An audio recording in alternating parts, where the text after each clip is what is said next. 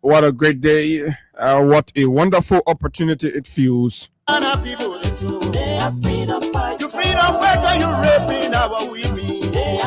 To be here, fully energized behind these microphones to engage on the issues that matter to Liberia's growth and development.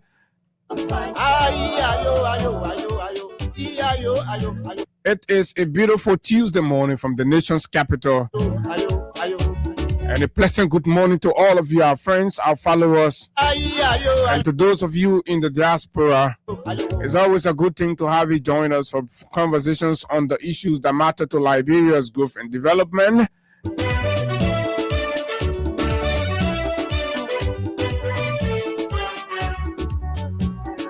Good morning, good morning. Good morning to the great people of Lofa County, Grand Jida County, Bon County, Margibi, Grand Bassa County. It's 1 year since the president lied about some $3 billion Chinese refinery investment in Grand Bassa. The Bassa people are yet to see that. Each and every corner of Liberia have felt the lies, deceptions, and of course of Mr. Joseph Boakai. Well, good morning, folks. 2 minutes to talk about lots of things happening in Liberia, and this is where you get an analysis of those issues making news in our country. Welcome. This morning, we're going to spend time, like we told you on yesterday, placing the spotlight on the Chief Imam of the Republic of Liberia with reference to comments made during his Eid message. It's important that we have conversations about these things.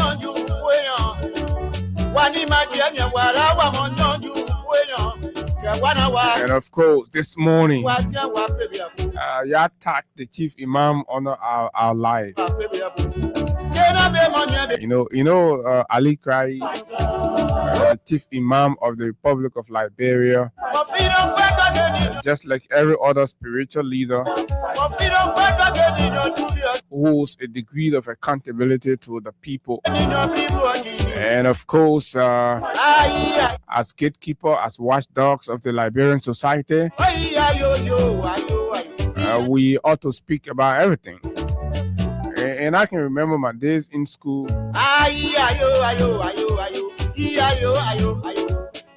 And yes, of course, we have to talk about it all, irrespective of whatever it is. So yes, Krai will be here this morning, and of course we're gonna have. He's not gonna be with me in studio, but I mean, it's gonna be about him, and of course some of the comments he made. Maybe some of them are good, and the ones we disagree with, of course, we respectfully disagree with him. But it's gonna be very fierce. It's gonna be very bold, and I like the energy of the Chief Imam though. But this morning we're going to call Speed a Speed. I know he's going to come out another long release. But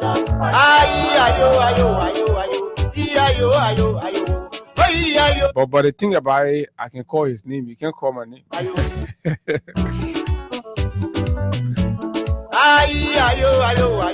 So the old man afraid of me. The old man afraid is small.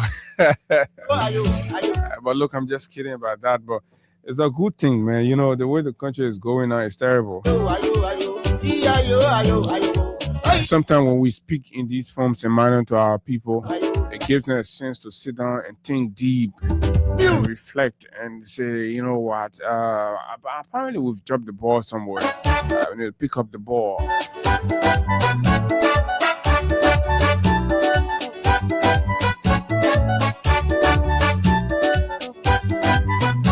Okay, still on the low-fast situation. And I'm seeing lots of Unity Party guys public campaigning or what they're trying to do. Oh, you got to remove Yeke Koluba. I say comments Yeke Koluba made, blah, blah, blah. And I'm like, what is that? What did Yeke do? What Yeke did was a demonstration of statesmanship. And I want to applaud Yeke Koluba for being very bold and to the point, and speaking the truth. If anybody that needs to be removed from power, anybody that needs to be impeached as a result of what is happening in Foya with the Guineans, it has to be the commander-in-chief of the Republic of Liberia. We have only one commander-in-chief, and that is not Yeke Koluba. That is Joseph Newman Boakai. They say they were liberators. Imagine Liberia is being annexed, right? For the sake of those of you and the understanding that all of you carrying out there, Liberia is being annexed.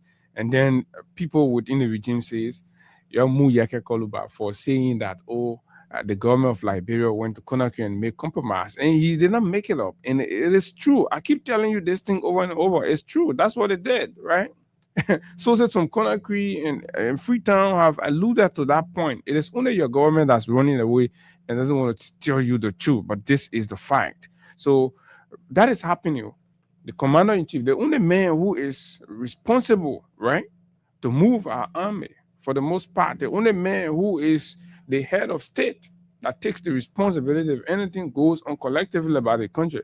He said, no, your leader, man, made a problem. You go for Yeke Koluba. You think your bitterness with Yeke, that this situation is coming, Yeke, you are free to say anything you want to say about this. You are free. We are telling you, Yeke, say anything.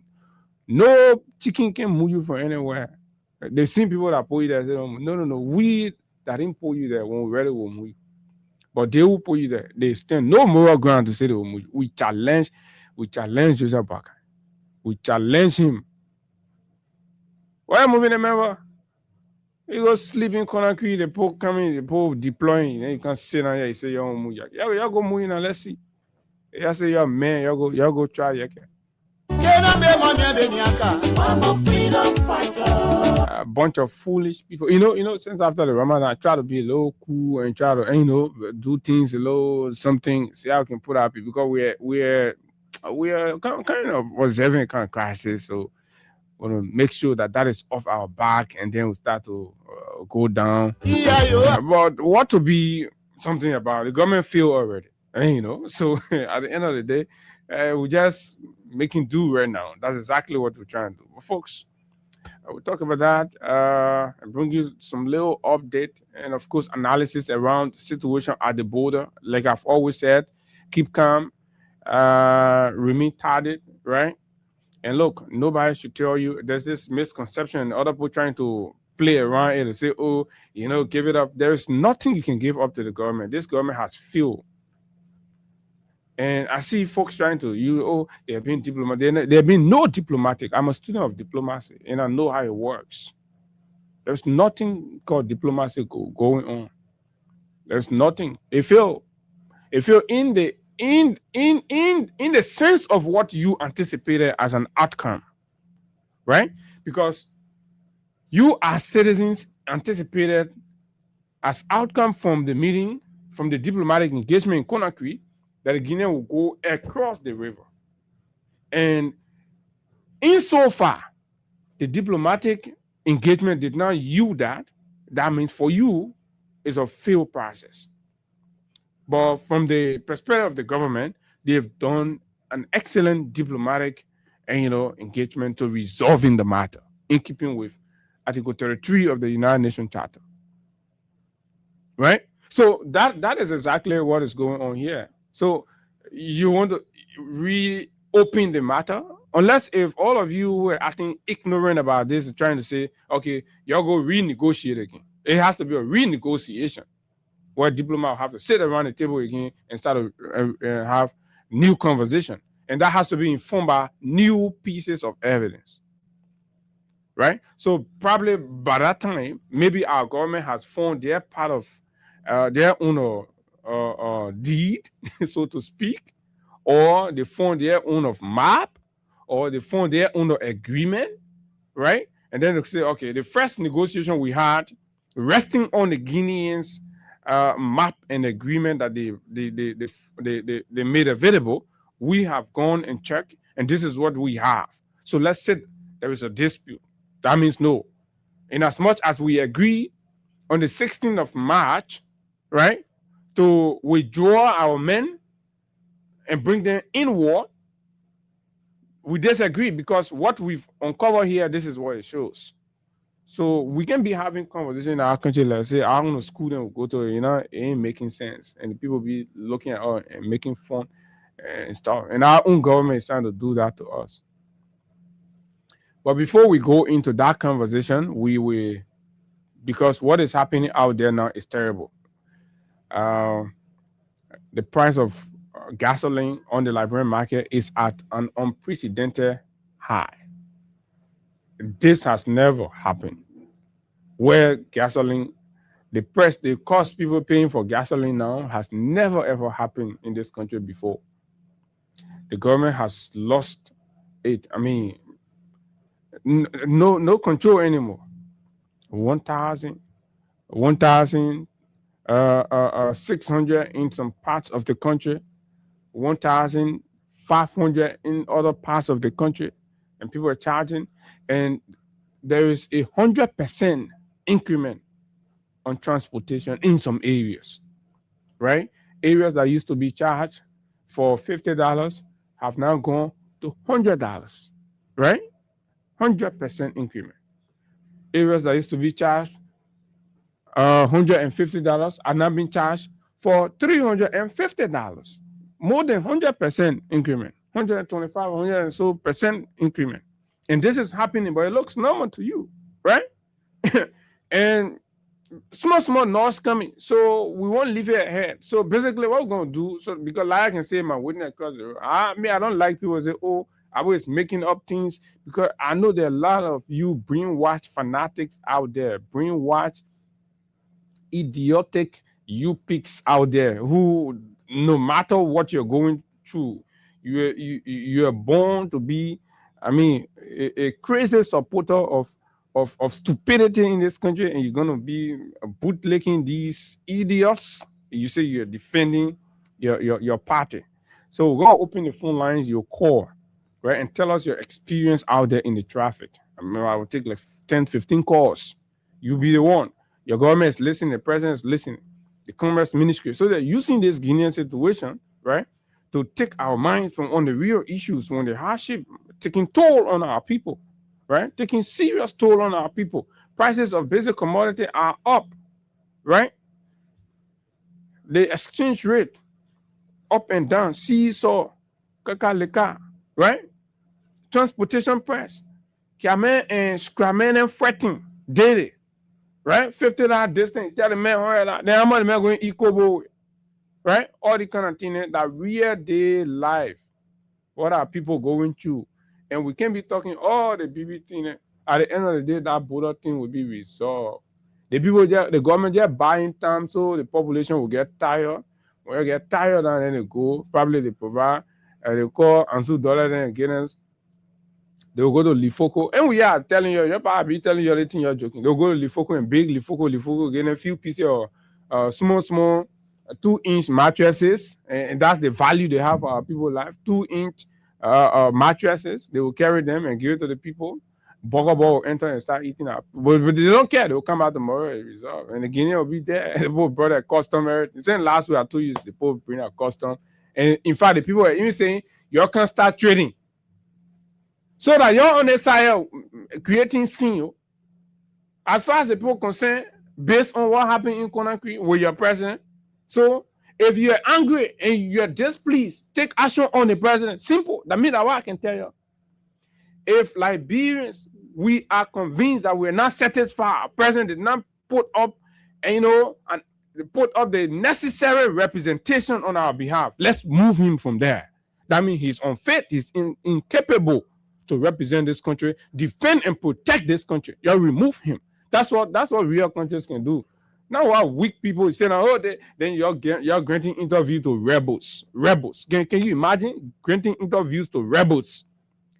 Fully men are supposed to be high in their set. Those cannibals right? That ate human heart around here. Those killers, those merciless killers, those idiots who are not even supposed to have any face among decent people. You're getting interviewed and be talking nonsense, creating additional security concern for the country, right? Have you thought about it? For any group of people to sit somewhere in Sierra Leone or Guinea to be threatening, right, to invade Liberia, have you thought about that? And you think it's okay for other people to sit in Liberia, right, and calling themselves rebels and generals and threatening the other people, right? We got to be careful the way we do things. And sometimes, y'all don't like, we elected a government to make representation on our behalf. We can't take law into our own hands. It is only when the government fails, that's when citizens will start to do for themselves what the government is supposed to do for them. But we are too civilized to go that route. So if we have an incompetent, irresponsible, and useless government, so we take constitutional action to remove them and have decent people in power to provide adequate representation, that Liberia will be feared among the community of nations. But today, because look at you have a government that goes and beg a junta government for pickups. What do you think they will see you as? You not take the begging Benny carry and then you can't open your mouth and say Liberian poor let begging. So all our money we can be putting in the budget, all our taxes we can be paying. Not even something themselves, but 10 Halo pickups, 25,000 pickups. You go pay for 10 of that one in Guinea. You come. Then I heard somebody say, oh, the fact that the people have their flag, they can't. Oh, you ain't know, you ask Gregory Como. You can permit the people to come in the country, right? Accompany the people to Saw Beach to go take out somebody from there and carry it and get the person. You know your government sold out to the Guinea authority ever since. Oh, because all of people will be high and something. You better stop it. You'll be misplacing the priority. And they say, oh, you know, this, that's it. The problem, the fact of the matter here is, we have a useless government. We have a very useless government. And I was some of you later, yeah, but it's a very useless. Look at look everywhere. Everywhere is ringing now. Hey man, can't play song, can't please send me that song, man. At the end of the day, all is not lost. Let me see. If you're listening, please send me the song you closed the show with yesterday. Or tell me how can I find it on the computer, please. Right? So let's take your calls. How much are you paying for transportation today? How much are you paying from Red Light to Broad Street? From Broad Street to ERW Junction, from Red Light to Bartonsville, from Bartonsville to Johnson Street. How much are you paying in transportation? What is it from Cardwell to Monrovia, right? From Brewerville to Monrovia, how much are you paying from Douala to Red Light? And, you know, in different parts. Let's hear you. It's an opportunity. So for the government to come now, if they say they know about it, right, we allow them to hear it now because the government can lie. They will say, oh, they put doing their own thing. So when we allow you to speak and then they hear you and they refuse to take action, then you know now that the government creating the hardship for you. That's not my job to come here and be putting up excuse for Bwaka or the Bwaka government. It is not my job. Every day I tell you that is not my job. And I will never ever do it. 0776 104 104 086 500 104 plus 231 86 500 104 are the numbers to call. And you will be live. Basically, transportation. Now, tomorrow we'll ask for those during gas, how much you're paying for gas, but let's know because that is the one that I mean, when the people can transfer the burden, transfer the burden to the consumers. So in 5-10 minutes, let's take calls 0776 104 104 086 500 104 plus 231 86 500 104. Maybe just for the locals actually. 0776 104 104 086 500 104 are the numbers to call, and you will be live. Let's know from Broad Street to Red Light. How much are you paying today as of today's date? Right? What is the cost? Today is Tuesday, March 24th, right? And we're in the 4th week of the global crisis. So that is to assess and understand to what extent our government is working to minimize the impact. During COVID, when COVID hit in this country, that was another global tragedy that struck the world and paralyzed the global economy, just as what is happening in Iran. Hello, good morning. Good morning, Abu. Good morning. Thank you for the program. This is William Harris. Go ahead, Mr. Harris. From Broad Street to Pinsville at 300 in Texas. Pinsville, what part of Pinsville? To go Pinsville all the way from Eastern Broad Street to go Pinsville. To go Dubois Road, GSA Road, ELW Junction, or Raleigh? As long as it's stopping around school, it was at 300. If it's stopping GSA Road, it was at 250. Okay. All right. Thank you. Thank you very much. Why it used to be before? Why it used to be before? For you pay $200. $200. So they've added $100 for your experience. $100 addition. Yeah. Thank you. Thank you very much. Let's hear you too. What is your experience out there, right? Is it justified? The gas is the government says $4.87, right, per gallon. If we put that in LD, it's $910. $910, but in condoms it's been sold for 1,000, and in some areas 1,000 and change for a gallon of gas. So if the Cameroon buys the gas for $1,000, so to speak, and the Cameroon has to use maybe 8 gallons per day, that's about $8,000. The Cameroon first of all has to raise that $8,000 before he thinks about raising his report, right? What he carries to the car owner. And then whatever packaging he finds for himself. And then the police people there in the street too. So y'all gotta understand too now. So at the end of the day, the government is all responsible. Good morning. Good morning. Good morning. You're holding the line. Okay. Good morning. Yes, good morning, Abu. Good morning. Yeah. Okay, my name is Chibalu. It's in from Grand Cayman County. Go ahead from Grand Cayman. I don't know. What's the cost? Everything is upside down. From bar to $1, we should pay $500 on Texas. But right now, we are paying $1,500. $500 increase. 500 additional 500. I'm telling you, right? It's real. And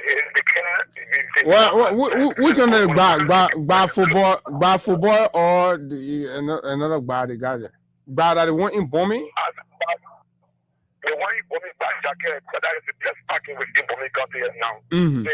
That take 1,000. Imagine a bar for CJ. And y'all used to pay 500. Now it's one thing Texas.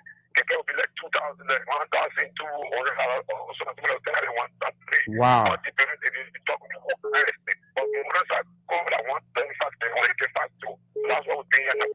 Wow. That's too much. That's too much. Good morning. Good morning, my dear brother.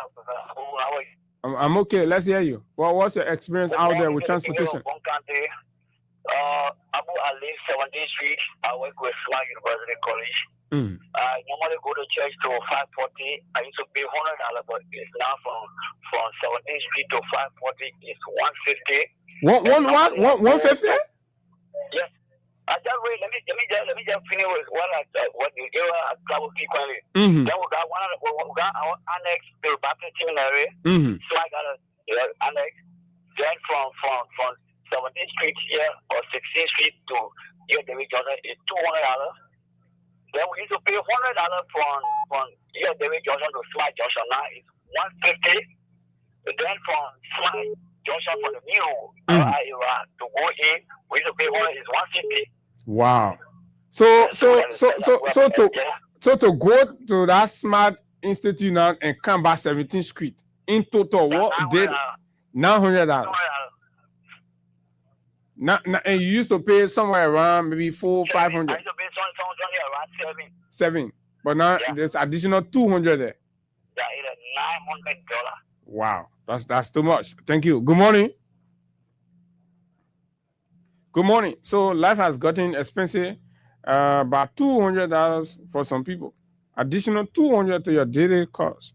Do you know what that means? Some of you who are looking at. So if you just calculate that man and daily transportation cost per 30 days, then you come and look at the man's salary. The thing that happening to our people, salaries and pay not going up, but the cost of living going up, transportation, food, and everything going up. So when you do the math, you realize that the salary cannot cover, our living expense. Good morning. Morning, sir. Good morning. How you doing? Yeah, I'm okay. Let's hear you. Yeah, this is a good thing from you, Matari, yesterday. Mm-hmm. Yeah, I went to Orange office to Chimasin yesterday. Okay. Yeah. So, normally I get paid $50 from Matari Mm-hmm. to Garrison there. Okay. But anything I saw, I didn't have Matari, I said, So I walk for Orange office all the way to Garrison. Mm-hmm. Well, I saw they came in, they tell me where. Oh, you wanted to cut the distance to take $50 off. Yeah. But stay, we're not helping you.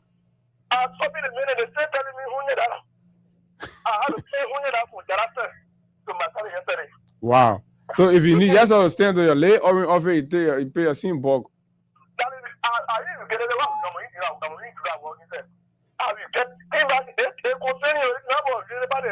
No, now you never pass easy beneo. They want you that serious thing because everybody going through it. It's hell. And people even fighting out there and things, right? 0776 104 104 065 104. Good morning. Let's hear you. What is your experience with transportation fare? Good morning, Abu, and good morning to the listener. My name is Okweti, Johnny Francis this morning. Go ahead. For me, my experience, I'm a cab driver, I'm a taxi driver. Mm-hmm. Yeah, so what I mean, that we already been to chat people exorbitantly. Yeah, because the man say, man, you're being uncompromised, you're not getting thing per way up. Abu, the thing Abu, Abu, one guy in a guy is over $910, right? Yeah, officially. Yeah, officially $910. Mm-hmm. So for me, my Tesla driving, I use 6 gallons a day. Okay. So the 6 gallons I use a day is equal to $910 times 6. To me, almost about 5,000 pennies.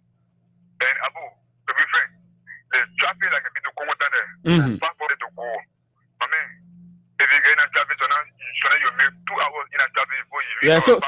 So sometimes for you to get 5 trips in a day, it can be tough. They're not easy. I mean, so now when you want to be putting for the count of money and the gas money, boy, they can be easy. But who don't understand? So you can say that we don't want to sleep on it. They don't take into consideration the pain that we went through. And you know what? They can't now know what is happening. No, the man will know. I heard this. September is the money. But if you charge them, how you finish for them? It's like the one woman and myself will make flower. Wow. So you're the woman all fretting now. Yeah, I told you don't work or you better come here be going to the mommy, you got there. No, bro. See, that was definitely I could help her. But the way in which she came, she said, "La, I'm making sure they don't work for the government." So I said, if you had a company for a big girl, you go for your construction, like 2 people you pay. I don't buy a company in a quarter, you do working for me. I was doing. Yeah, but no, but thank you. But the point you're making, I think it makes sense though, because you're settled, you're working for somebody and you got to carry money and stuff. They're going to say, the government can help them. But in the traffic too, we get what they call 14 minutes, they can go help. Now, but they can no sympathy. Wow. Now, but they can no sympathy. Yeah, because the man can hustle on somebody now, so man got to get something. All the government is running on the side with a heli on hold it running. I mean, that's so 40 minutes so they don't joke. Yeah, brother, so man, it's so you have to let things get better because they get better. But the government said they get plenty of gas, so I don't know what happened here. Somebody from FLC told me the gas that they said now renting and now what the reserve gas that they were talking about. But when they bring new products, they will go money now and So when you go more than 900 now, you know, for example, how much you charge from Rayleigh to Broad Street? They will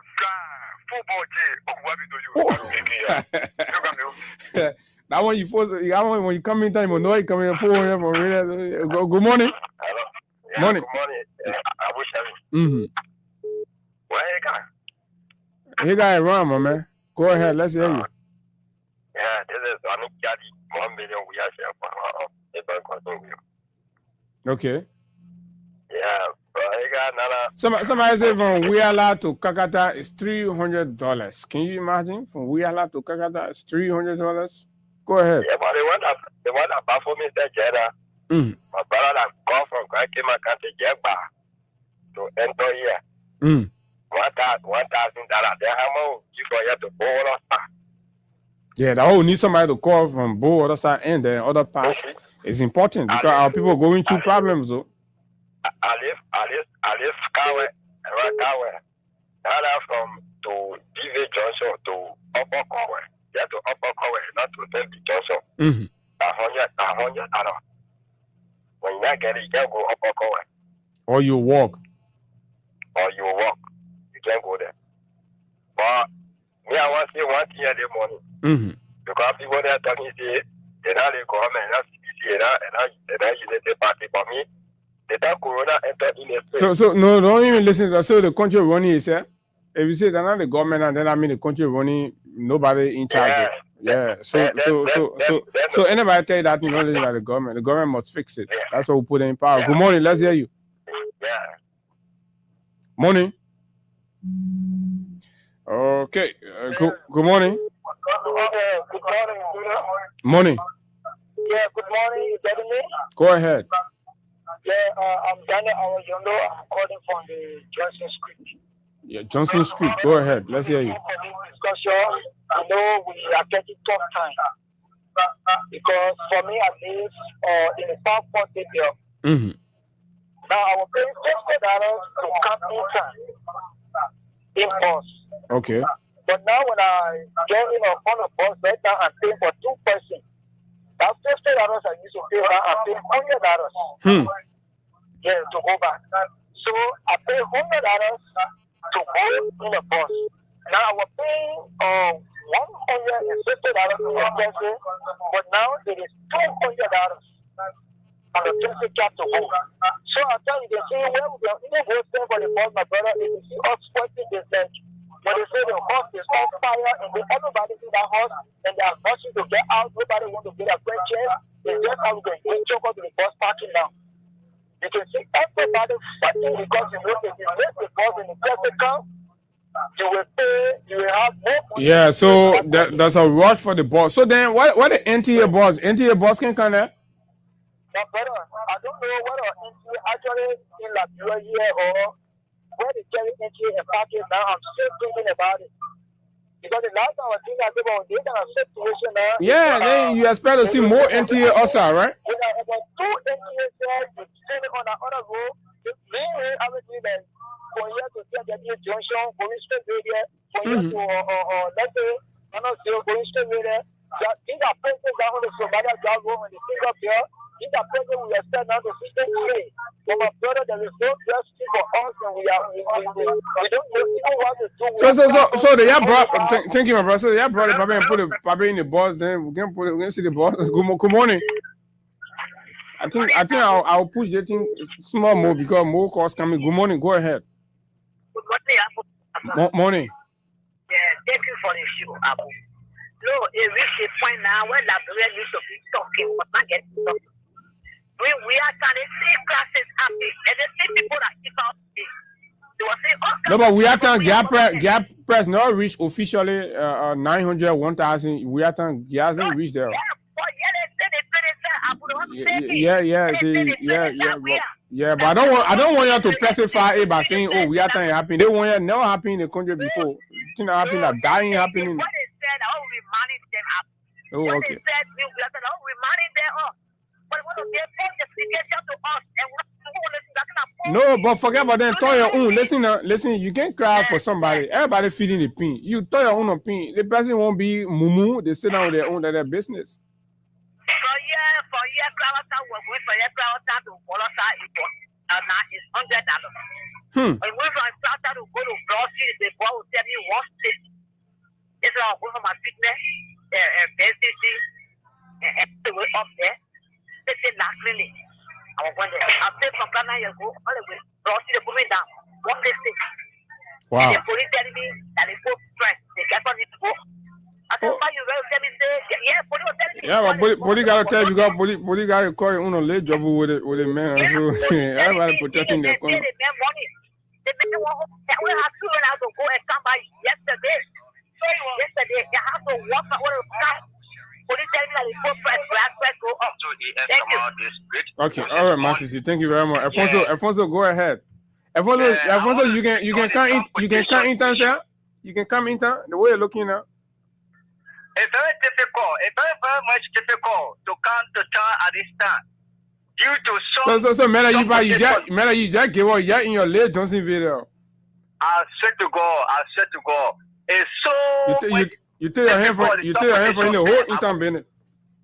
So let me lay down the basis. I want to ask to send you my worker and her entire government. We are not able this country. Please, peacefully withdraw from the leadership and turn the power over to someone who is competent. Because they told on the phone to someone can begin elected or inaugurated as president of this country. So calamity circulating in our country. Look at gasoline price. Ministry of Transport telling us that they're not able to regulate the transportation fares. They tell us you're supposed to pay $100, you will pay $250 these days. They tell us we used to pay $400, we will pay $700. Like the Eastern, one of my brothers Eastern now, he said yesterday from all to Plano, he paid $1,200. So Joseph Boakai and his government running this country. When we are living in a broken economic state, look at the external issue we have. Up to this time, they're not able to address the issue. They look at the problem they will face with gasoline problem. And Musa Benete wants to this government that the government will face challenges ahead of them when it comes to gasoline, food issue. And the second question. Okay, my brother. Thank you. Yeah, be lacking in your late Jonesville in the meantime, yeah? You are lacking there. Okay, thank you very much. But the government, I don't know. I thought they said the FPRC will be bringing gas and things in, and then what happened? Good morning. Let's hear you. Good morning. I'm Abraham calling from Grand Basso County. From Grand Basso, let's hear you. From Moreover Junction to like that's from Moreover Junction to Jeddah Junction for now is 1,200. 1,000. It was 1,000, so they added 200 on it. They added 200 on it. There's not in the price on about $800 let's just say from 600 to 800. And another 200 been added. So my son decided to travel for my all the transportation prices. But I take my money, I go to my big my very small. I pay 1,200 to get together to get every judge. Yeah. Now 2,400 right there. 2,400 right there. That will work. No. Then the thing is, when you pay 2,400 in transportation, and then you can't, the brother or the uncle you can do the man say, my man, not working, no miles, so go come back. Then how you feel now? No, you can feel bad because that's not your country will find us there, So. Okay, thank you for that show. Okay, thank you very much. Good morning. Good morning. Good morning. Yeah, because I put this question for my daddy. Go ahead, Costin. Yeah, you see, Abu, the word of God, you don't take it for granted. Okay. If you can remember, a Ghanaian pastor during the 2022 election, he started on Liberia, and he said, if we allow the country for the opposition to take the country, Liberia will be a calamity. Imagine, first to the election. Then everybody can go over. If you look at the event, there is no consolidation. There is no reconciliation between Liberia. Okay. So we understand all that one, the calamity and thing, but then Nana, the transportation calamity. What is your experience with it? Look, from my dad to Jarasa is one of the best. On a normal thing, it was just better. Every day I want to wear from my dad to Jarasa. It's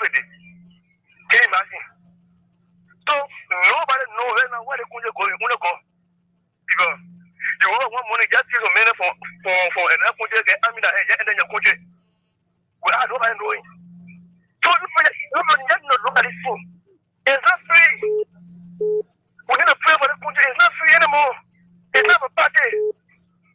The country is not the way. Yeah, no, they want another party being in now. Getting serious. Wow. The way the country is right now is more a party issue.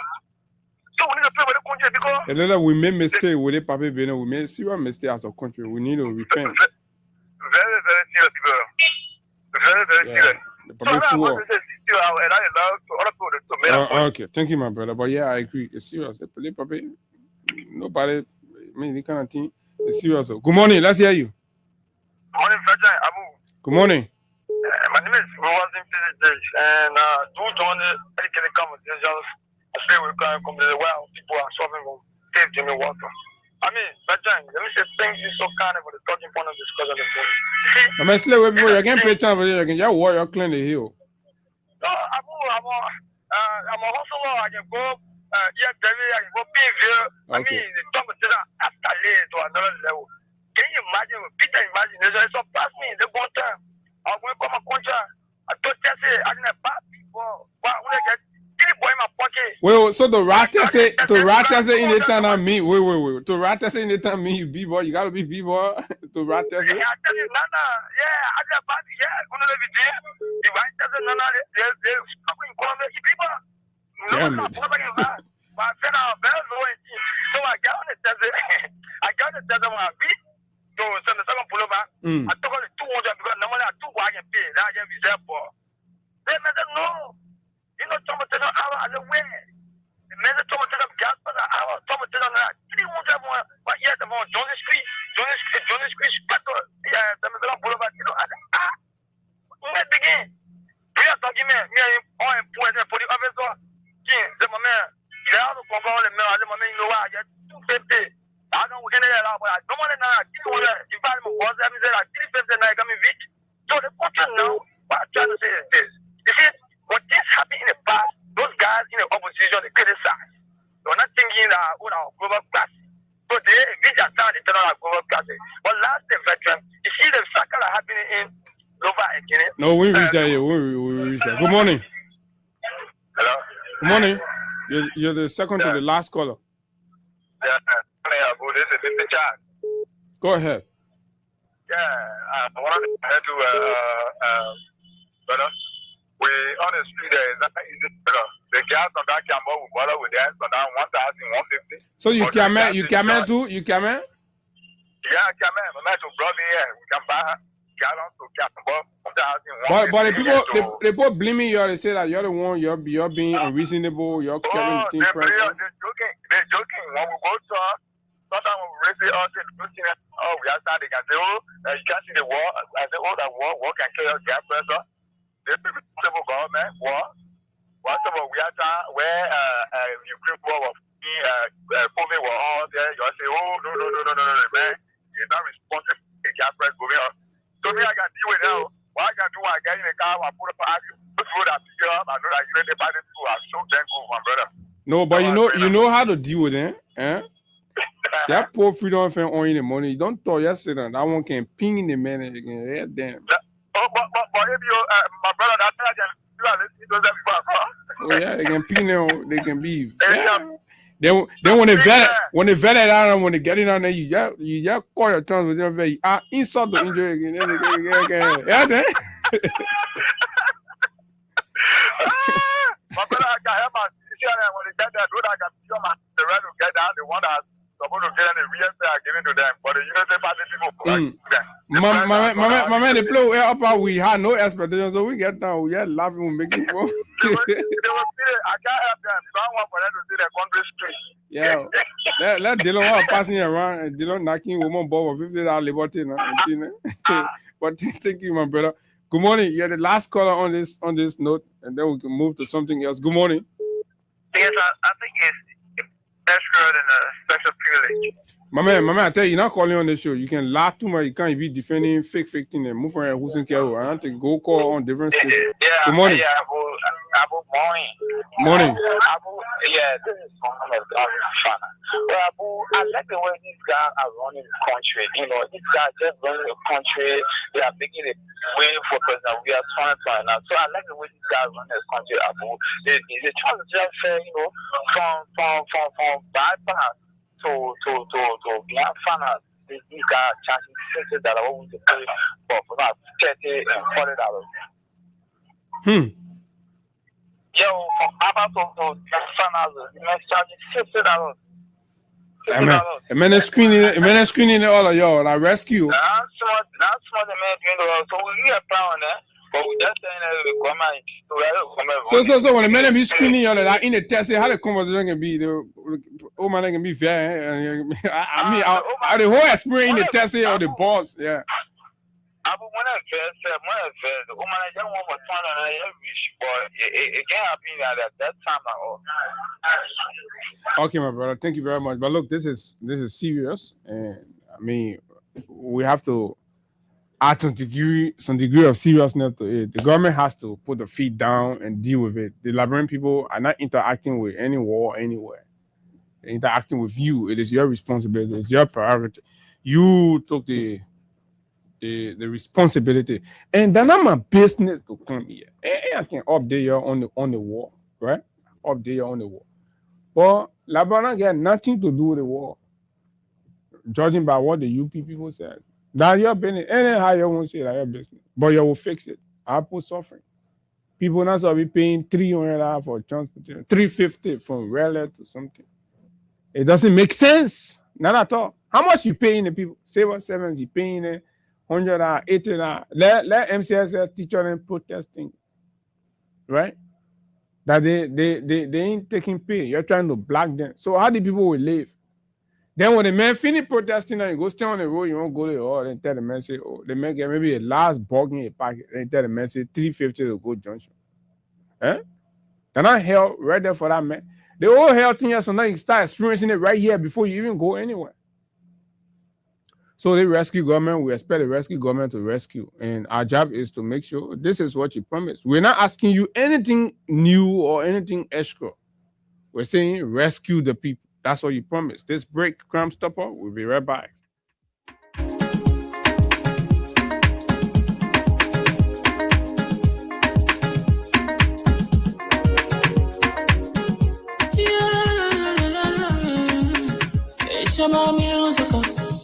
There are crimes in many places, in every community, you know, you can see. So if you see crime, report it. Don't take law in your hand for the right authority. That it can't take care of it. Crime Stopper here for us, bringing safety to your door. Whether you rich or you poor, if you see a you must take it. I mean you check. Do it for your safety. If you see it, don't keep it. You must call to report it.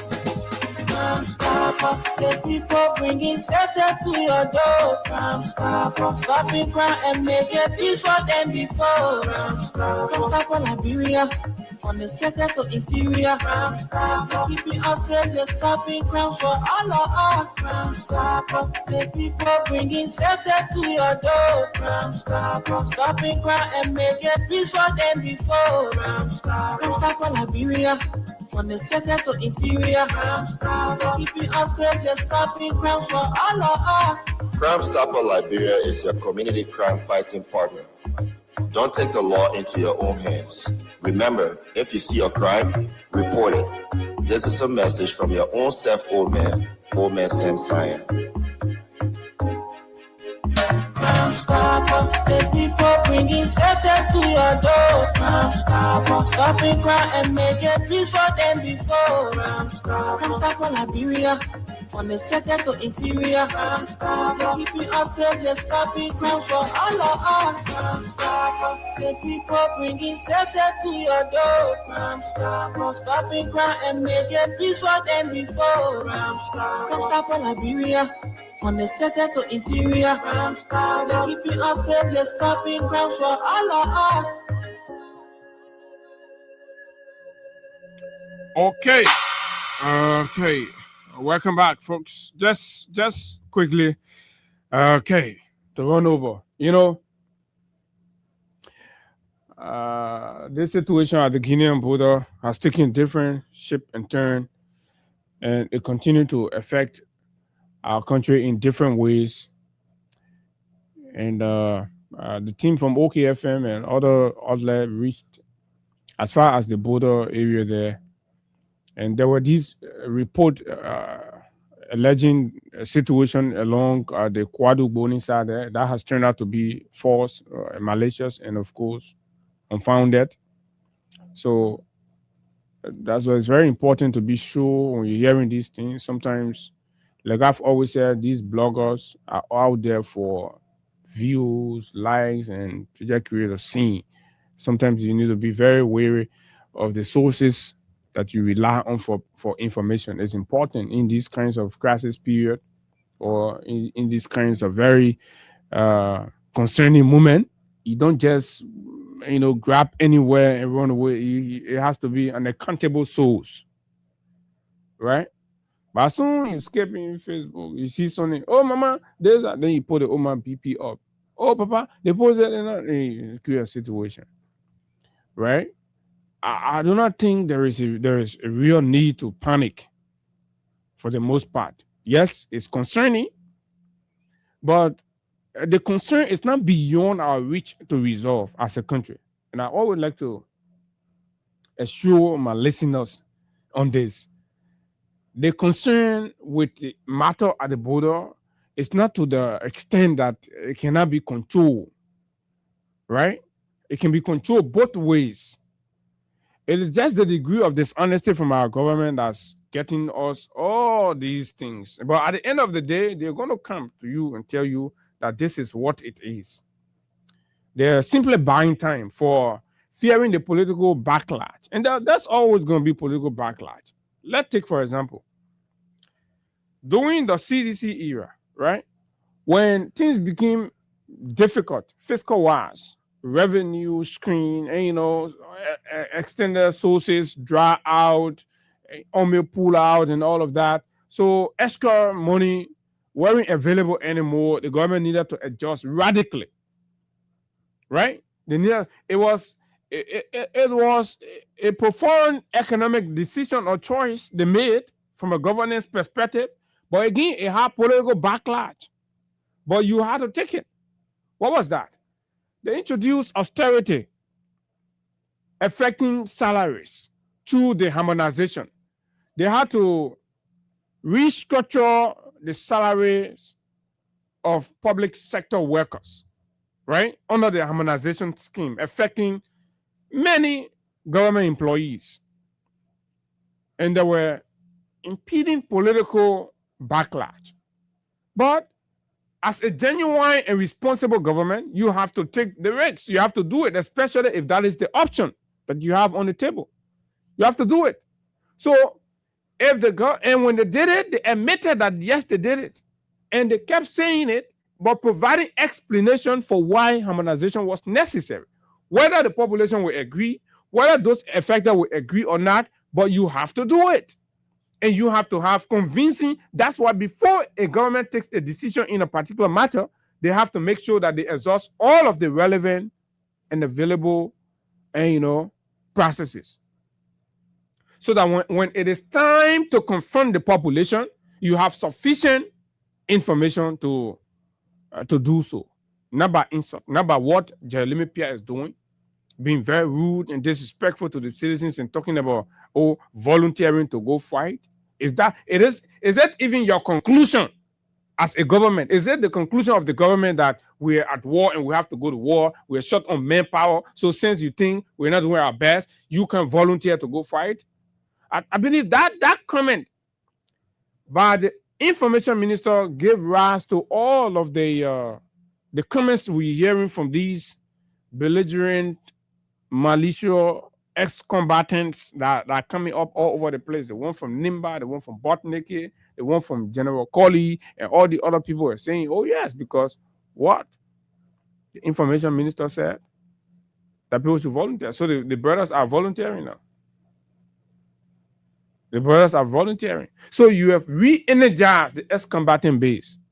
You have re-energized the militia base. You have re-energized. That's why public office, public servant has got to be very responsible in their utterances. You have to deactivate that campaign posture. You have to. The matter at hand is not a CDC versus Unity Party thing. You don't talk loosely, irresponsibly, just anyhow. Because it's just like what is happening in the US. First of all, you have to understand the weight of the office that you occupy. Do you know what it means for a man occupying the Oval Office to be saying one thing and then the population is capable of identifying another thing at the same time on the same subject, right?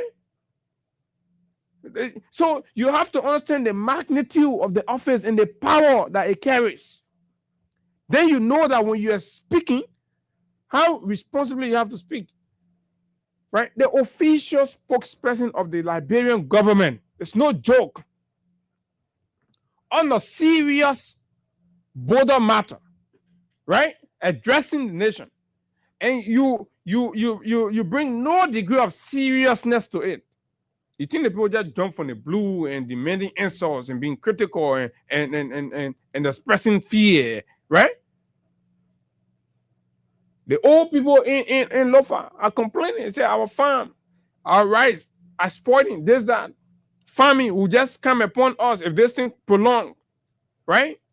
What assurance are you giving as a government spokesman to the people in Lofa and the rest of the country, even those in the diaspora? Responsible communication, right? Talk to us. What the plan do you have as a government? What have you done so far?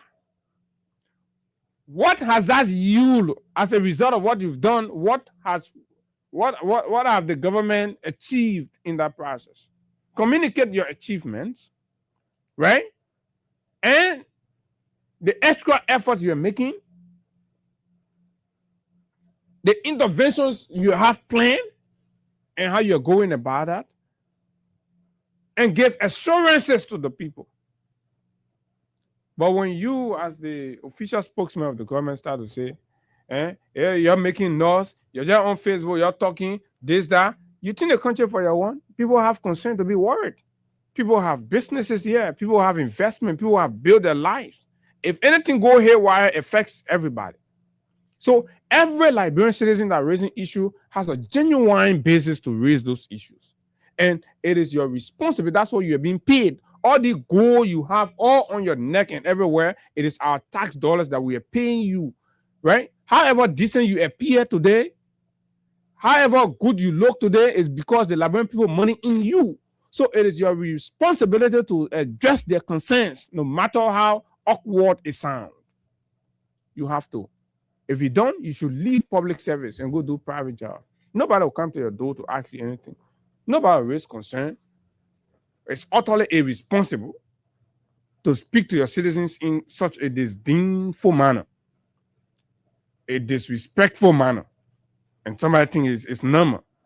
You're telling the people, you're telling the people, oh, you're volunteer, then we'll get your gun. What about those who paying to tow gun and mine the territories? So that means you're failed? How about the man who took oath to defend the territorial integrity? He failed before you want volunteer to go protect it? And met to the failure now. The man who took oath, among other in the country, the man say he has the experience. He went, he mounted the podium. He got administered the oath to defend the laws and the territorial integrity of this country. Then you say we must go volunteer? Even if we have to volunteer, is that the way to say it? Tell us the effort you've exhausted. Yes, the war reaches a point where citizens have to come. And that's what courses like ROTC and other things are taught. Reserve officer training course, right? To educate the citizens on basic, military, what have you. I don't know to what extent it's effective, But those are the essence. You know, some small things, the structure, the ordering of the army, blah, blah, blah. Who is this? What's the level? And, you know, and all that. So in the event where the country needs us, when we come in, we don't go like, you know, blindfolded, you know, people in it, something. Yeah, we understand small thing, but structure, and then they carry you, do some smaller drill, blah, blah, and then you stand to defend your country. But behind those with the actual training and the responsibility. So that statement was reckless. But this is not the first time. That guy is known for being reckless in his utterances. Now, a Liberian lawmaker, you may dislike Yeke or whatever, but he sits in a position where he's privy to a lot of things that you do not. Sometimes you just jump up and you start hating people, right? First of all, you need to understand Yeke is a critic of the government. Ever since they brought the government on us, they brought the embarrassment, he saw it far off. It's like after the election, Yeke went to bed, he dreamed, and he saw it that this was a disaster. And then he woke up, he sounded the alarm and things were not. So he take him from inside. And ever since he became a critic. So where in the world a critic of the government is expected to be serving milk and tea, irrespective. Let's look at the Iranian situation. Let's look at Iran, right? Up to now, that even civilian infrastructure, state infrastructures are being targeted, right? Are being targeted by Israeli bombing. And even in Israel, while the country is at war, there are opposition in the place there, stay opposing Netanyahu, and of course, the share leadership in Iran. So opposition will always be opposition. They will always find reasons to say what they have to say. Because they will always believe that the policy of the government of the day is responsible primarily for whatever the country is experiencing. And they will speak and find supporting argument to that. And you are so weak and lazy, you think you can run this country by blackmailing and defaming other people because of their stance against you, when you yourself held your own ground against other people before? You're dead wrong. It's going nowhere. So the call for Yeke removal is stupid. And it's making no sense. If there must be any call for any removal because the treatment of the case or the situation at the border has not satisfied the citizens of this country, then that call has to be made to the executive mansion. The commander-in-chief has to leave. Look at the AFL is demoralized. In all of this, have you asked yourself how the AFL left the border? How come in all of this we're not seeing them? But we all remember that fateful day. I think 3 or 4 days after the guys crossed, right? When the AFL left, Cool FM did a nighttime video coverage of the guys when they were leaving to go. And we all saw them when they took deployment there. Moments after the president concluded his meeting in Conakry, do you know how the AFL left the border? Do you know under what arrangement the AFL would do? Eh? You sit down, you see the real thing, you leave it. And you'll be jumping to trivial matters, unnecessary things. That is dishonesty to yourself. And to fix issue, you have to be genuine, sincere, and truthful to the real issue. Call it out. Then when the man call it out, the man said, but I have been saying it here before Yeke came. I've been saying it here. I've just been measured in my conversation about it because I'm sensitive to national security issue, and in spite of my disagreement, I am from a professional background. I'm doing a professional piece of job. So I'm guided by ethics, right? I can say the same thing, but in a different way. How many times have I told you here that the government of Liberia ceded to Conakry, to Guinea?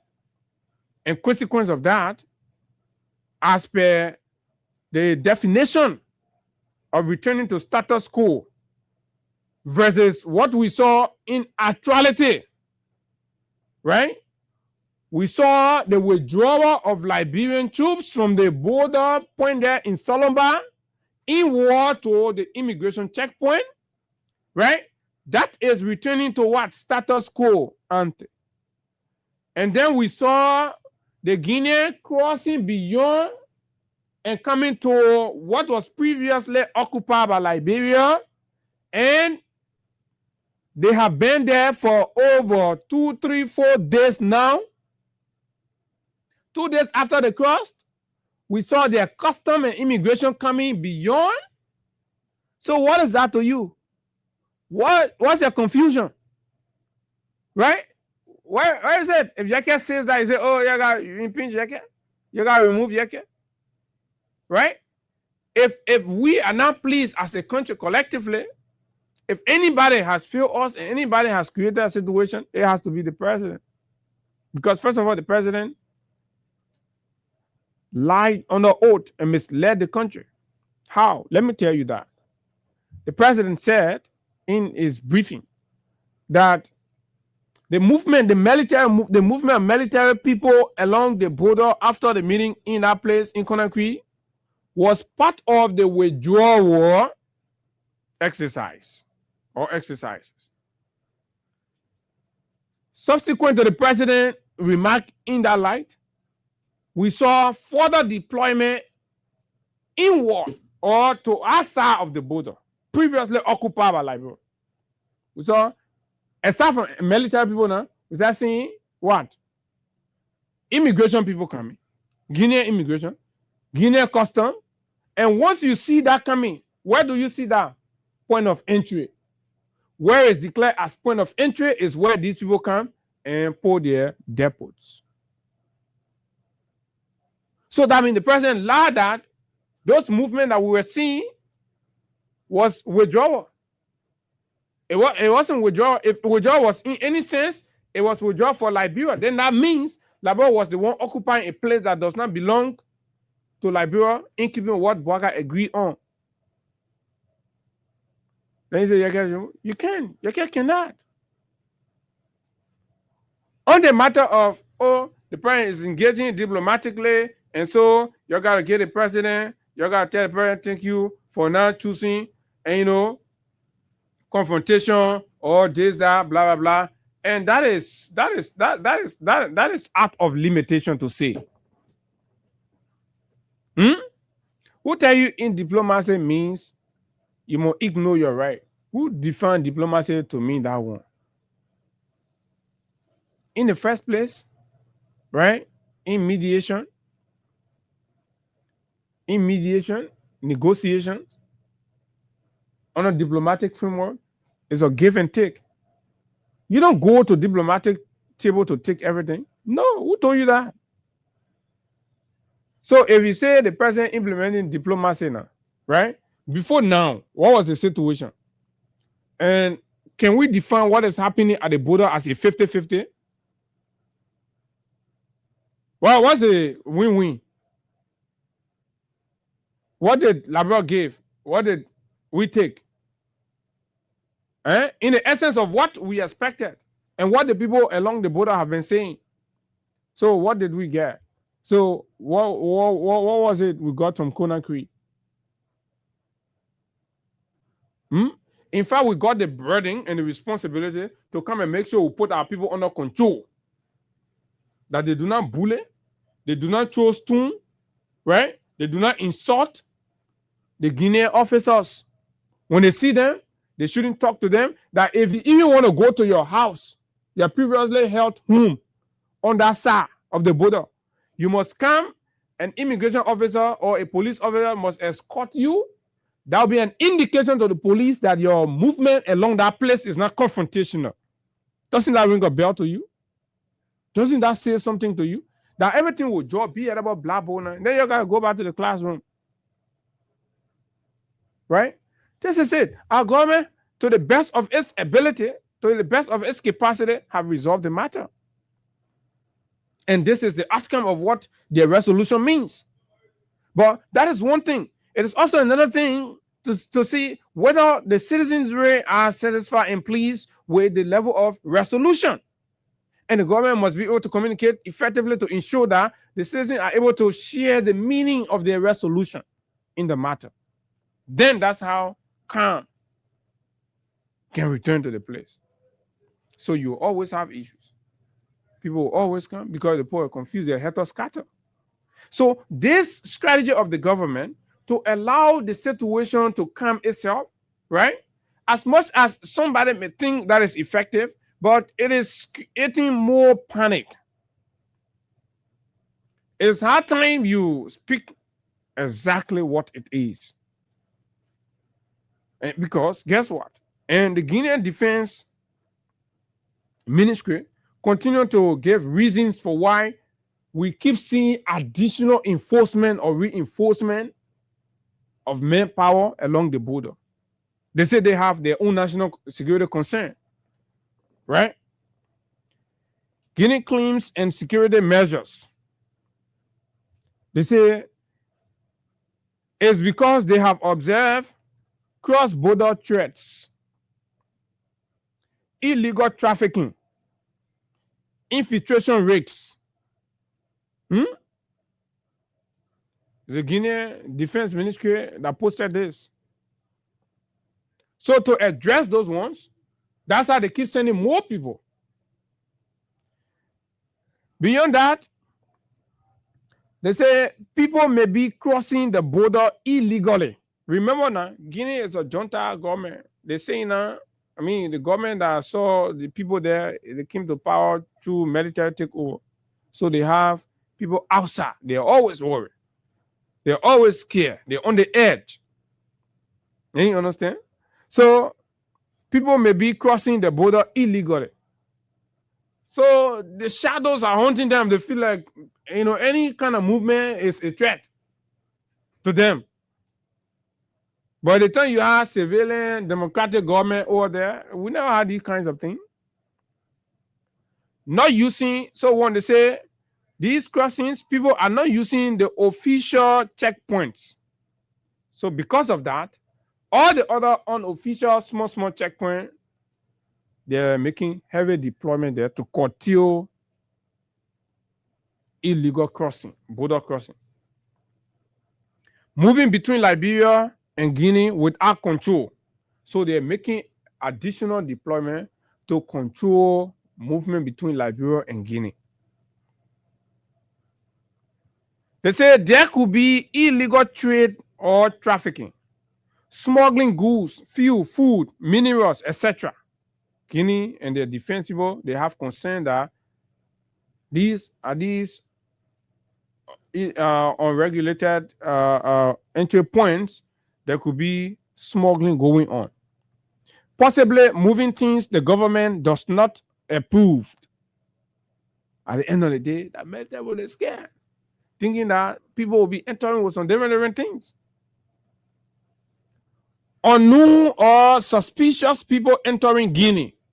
Like I said, the system and the people there are afraid that other people who are not pleased with them, other Guineans who are outside are not pleased. You saw the statement from Cellou Dalein Diallo, the opposition leader in Guinea. Right? Like I said, your country can be at war. Opposition people will still be beating on the government. So it's not unique. And then you say, because Yeke spoke in your capacity as government critic, so you should remove Yeke. For what? Nobody's going to remove Yeke. You have no basis. And when you do that, you're only going to be increasing more pressure on yourself. So you'll leave Yeke. The same way other people left Yeke, you got to leave him. What are they saying they will do? So what are the Guineans saying they will do? They will strengthen border security, more soldiers, more patrol, take strict action. They will stop illegal crossing, crack down on smuggling, right? 3, be less flexible. So the Guineans are saying to the borders now, they will be less flexible. Troops are under intense pressure to meet expectations without error. This is it.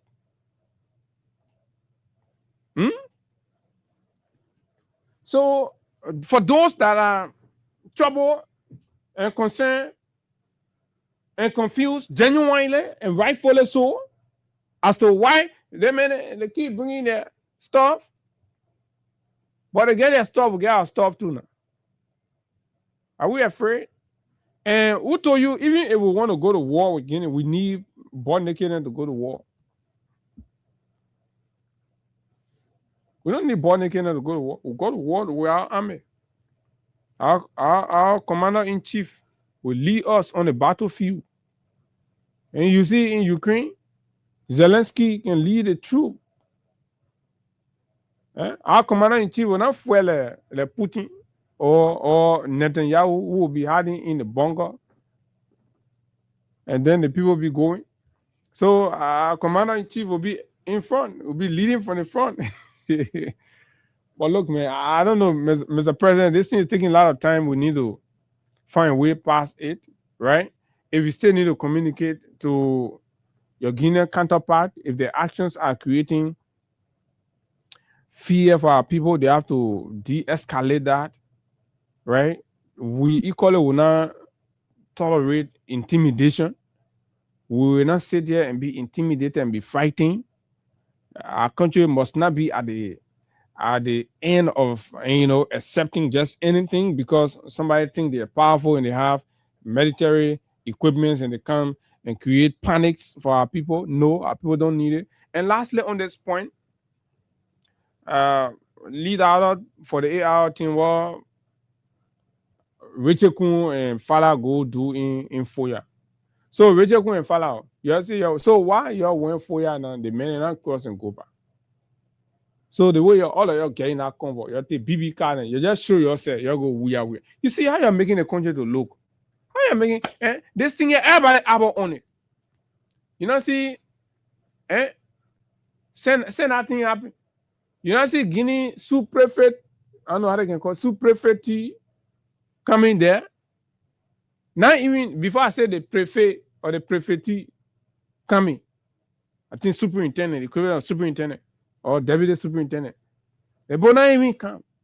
They've left it exclusively to, those and the agency and the institution are responsible.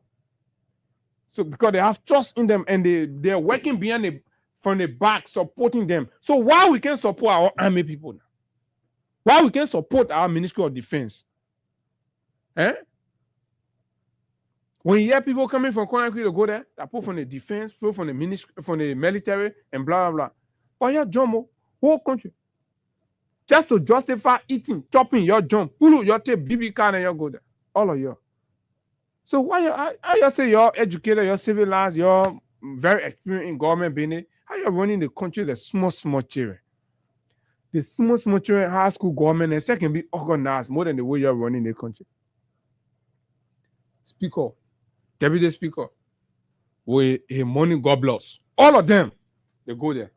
And guess what? Where they stop? They stop right to the immigration checkpoint. They didn't even cross. They didn't even see the Mancuna Road there, but I challenge any of them. So what y'all want to go do then? Y'all go there. Bele, Guinea, police, army men, Bele, Bush men. Say you can't imagine our old people. That many all eating show on you say you can't even go. Yeah, so that kind of extra force you're wearing now. You're supposed to go. What kind of confidence you get to go see the things that you could sit down right up Capitol Hill here, invite the disaster management agency to ascertain why, in the face of what's going on, what kind of intervention they are making, to invite the LRRC based on the briefing the president provided for you. Ask the Senate. The Senate has been briefed for. The Senate is briefed. They know what's up. But they're treating it as a national security conversation, and they will not disclose it. It's classified. So they will not disclose it. But they've been briefed. And I respect it. But equally, we must compel intervention to give hope and assurance to our people along the border. And then we'll come back to the misruled stealings and corruption that's going on in town here, and let's fix our issues. Oh, you're using the Guinea noise thing to be having free ride transportation going over the roof. Lawmakers saying on there, they're fighting for gas slip and things that when people suffering. Nobody's talking for them, right? Let's hear you, man. 86-104-104. 086-500-104, 0776-104-104 are the numbers to call. For those of you in the diaspora, let's hear you. What's your take? Good morning. Good morning, my brother. How you doing? I'm okay. Yeah, this is Esmond Carr, and I'm the visiting chair of the pushing for the return of President We are 2029. You know, I like how you discuss the issue. Like AB has always said that Abu is versatile when you talk about diplomacy. And that is the side. So it coincides with reconciliation. How are we supposed to be talking when nothing is being considered? So if the river was the contentious issue, why not stay at the river until we discuss? Mm-hmm. But see you moving in, claiming more land, taking more time in villages, people are displaced, then we sit there and then we sit there claim that government is engaging in a diplomatic way. No. Diplomatic When way. you talk about AFL, the very day the president faced them, some of the guys that were around really, that David King, he said he saw the AFL convoy passing the rail line, going back to their barrier. So what are they doing? You can come and tour. People feel they will not vote for you again. That would you that you're passing one crazy year.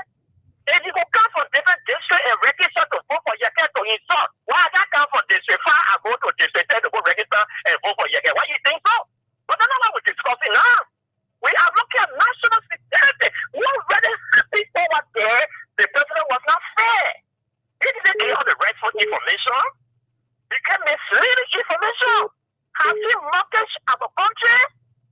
Because in fact, there is information that the foreign minister even advised the president not to make that trick.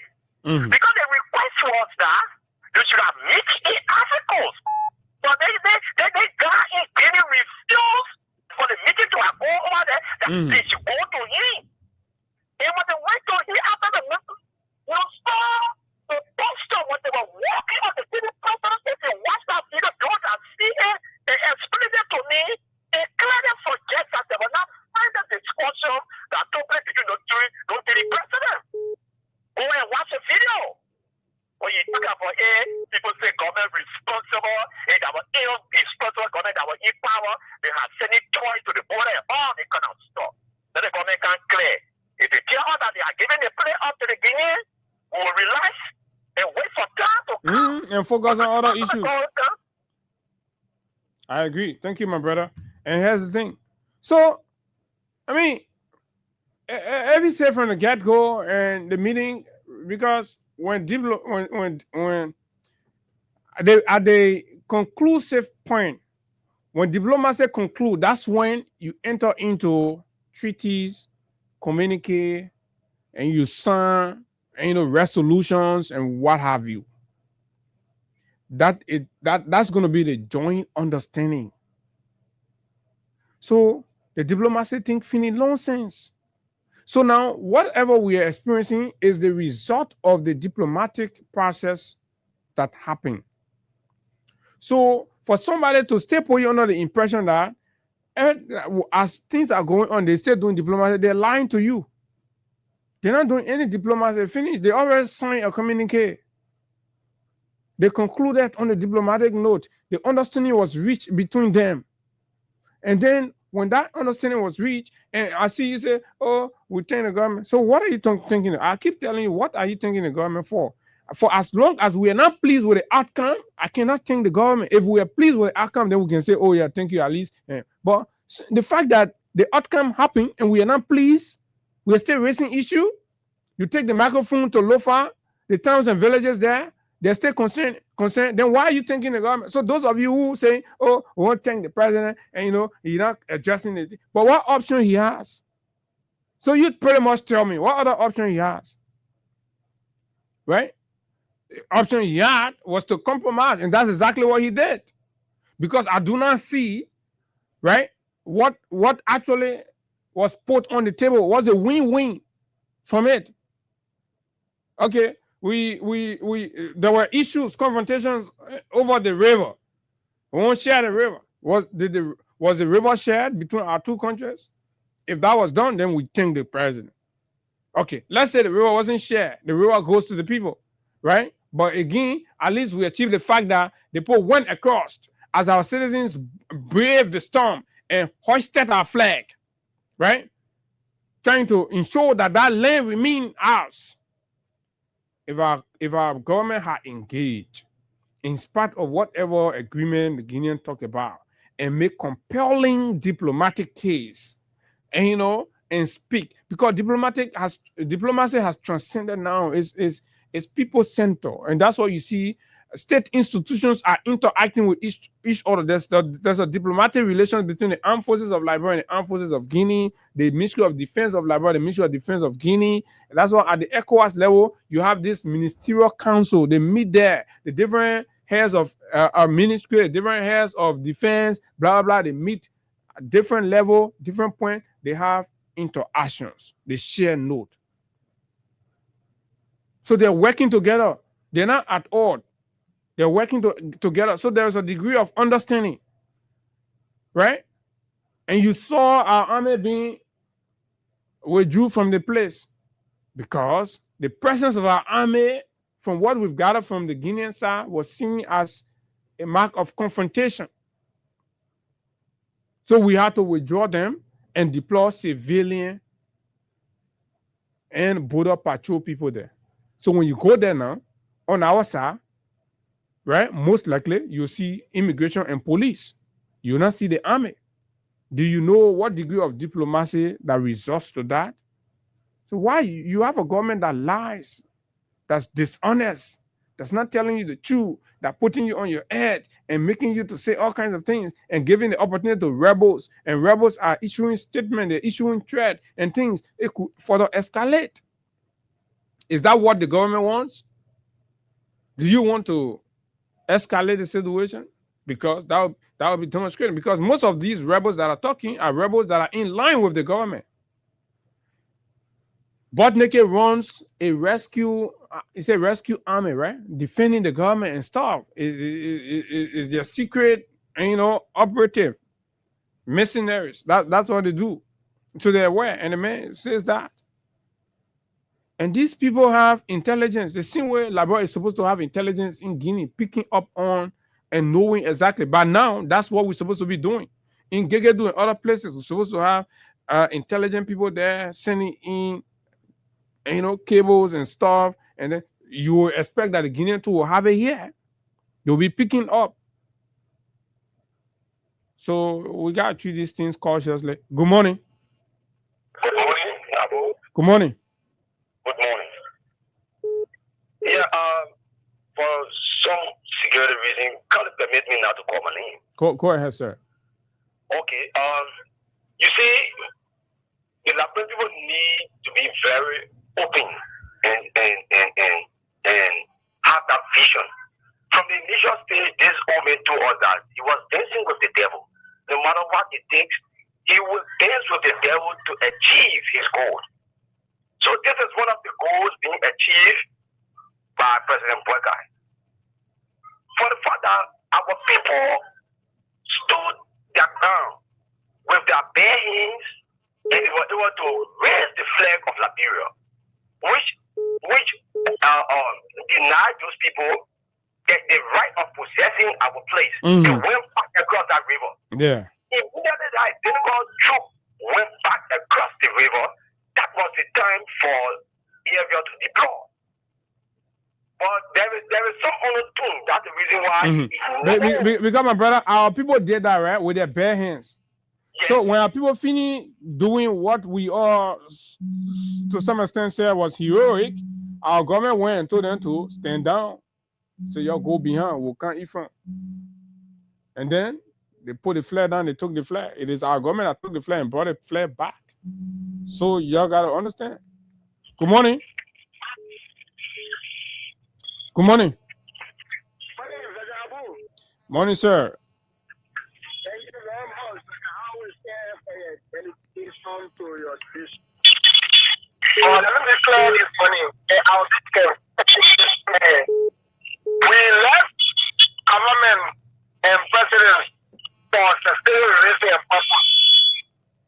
Those who say there's certain problem that we cannot solve ourselves, government should be able to solve them for us. In this case, the government has still on a massive scale. There is no problem that this government has solved, whether it's economic problem, political problem, or security problem. And it's unprecedented in the world that only will lead our own will come to the star. They are young people saying they are all imperialistic. The feminists, war, they're fighting war that is off, like they are not ready. They are over war. But for you, myself, somebody is on our lap. They are. All that thing that scan, say, Lava is a member on the UN non-permanent seat Security Council. This is nonsense. Who told you by acceding to the non-permanent seat means you can compromise your country's sovereignty or territorial integrity?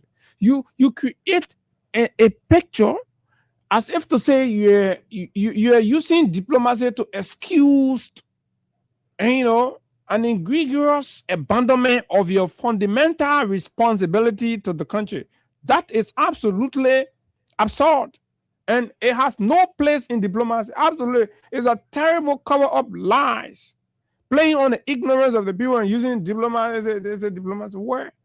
Diplomacy is a platform to reaffirm statehood and state sovereignty, not to undermine, undercut, or accept territorial infringement. No, nobody tells you that diplomacy afford you that platform. Where? Where? Okay, America is a member of is a permanent member of the Security Council of the United Nations.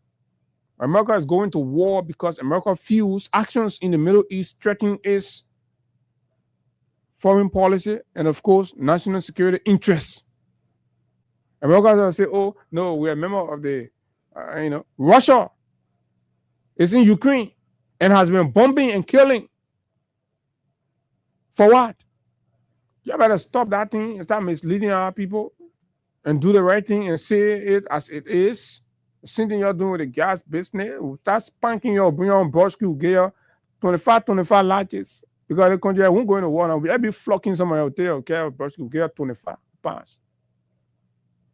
Don't get very okay. Some people in South Beach will come back. They can just small all area we'll hang out together with something. But I just unity party put on bring division. Yeah, but that just the one that bring division. Every now we get issue in the place. But let's take a break. And of course we'll come back. We'll close up with our dear Imam and say a few things, and then we move and close up for today. This break.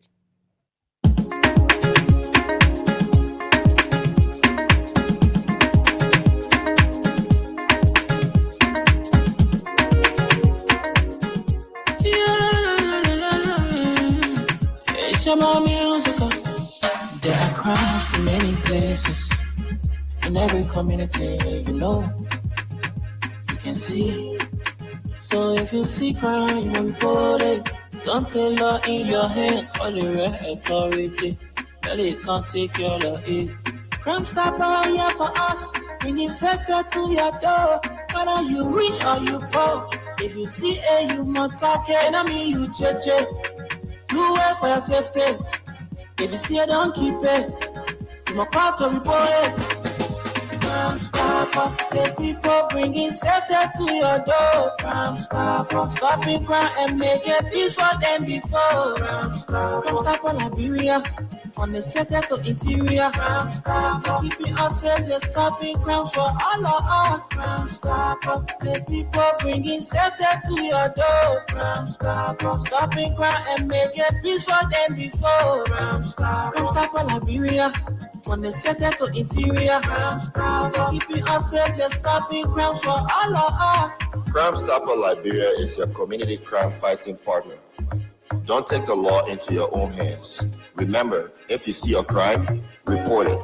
This is a message from your own self, Old Man Sam Cyan. Okay, Crime Stopper Liberia. Let me bring that one down because of time. Too many things to cover. And so yesterday I had some family members, the Gray family from the Johnsonville area there, and talking about our land. And along the process, the interview, and of course, when we open the lines, Mr. Bobby Wayfield called in from the office of Senator Sir Joseph and PAP's political leader and presidential hopeful, Sir Joseph, right?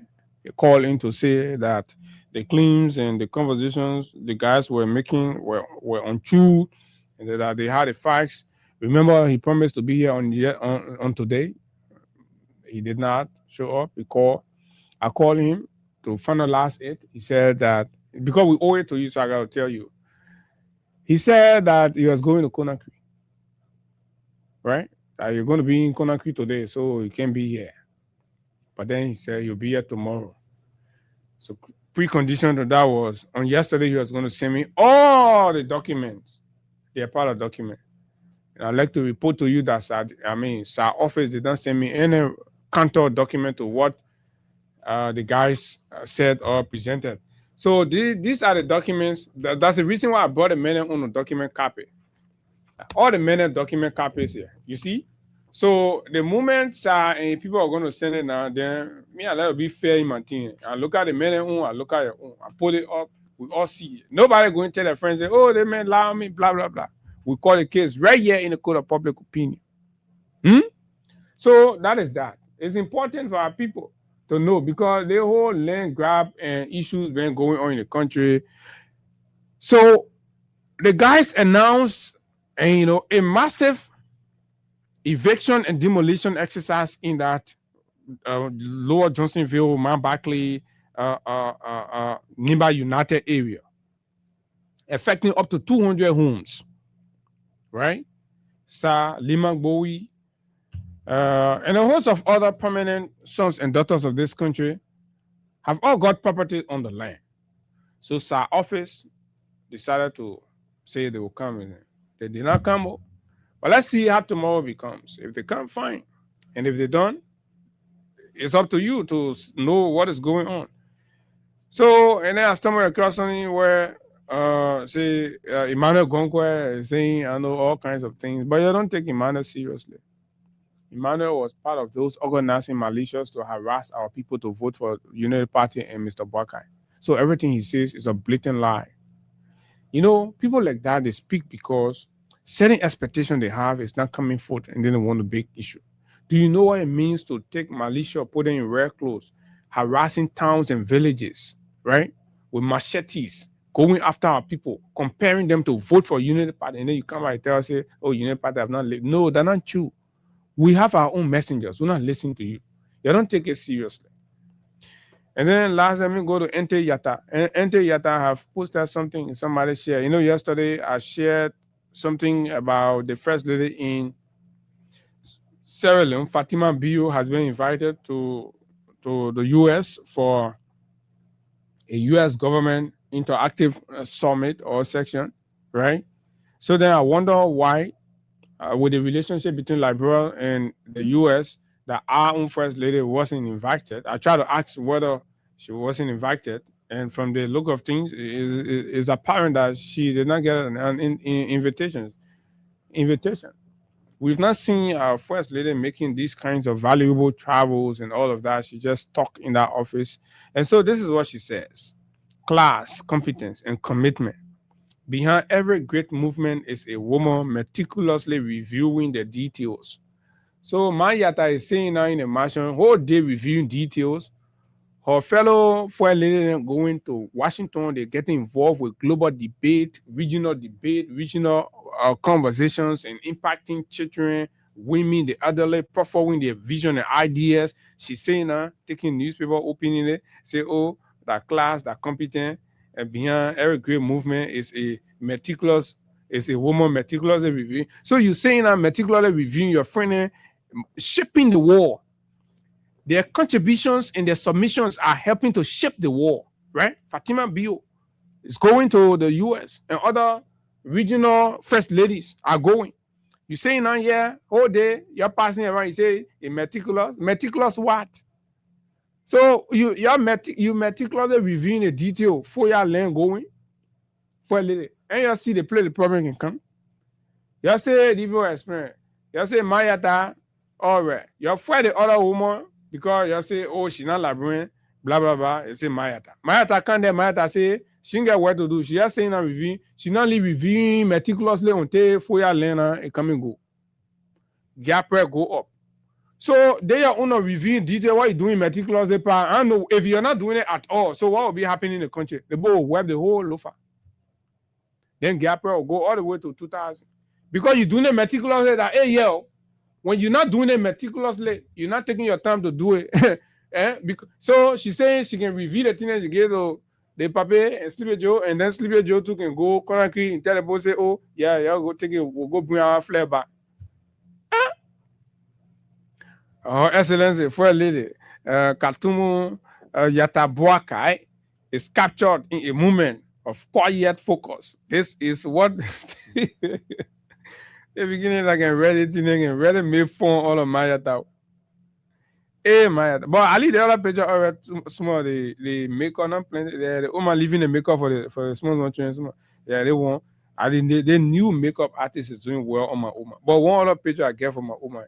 You must tell the Oma my Oma Mayata. I'm on Oma getting the government.